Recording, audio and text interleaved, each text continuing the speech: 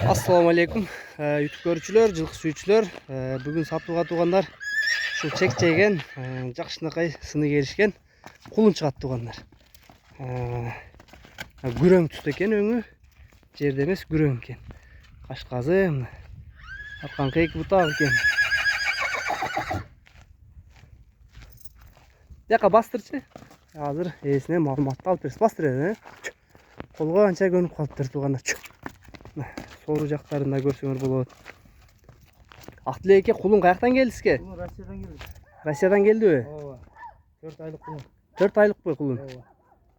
Бунун жалын эмне кырып чыгасызбы? Жалын уйгак басып кетти, Тикен басып. Түшүнүктүү. Кандай жакшы келдиби? Жакшы.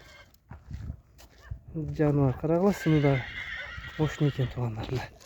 Буту колдору таза тугандар. Бастырчы, кичине бастырчы. Жетекке жаңы көнүп баштапты. Сооруларын да көргүлө. Кайра кайтар бастыр беришинде, бастырчы. Баскандарын карагыла тугандар.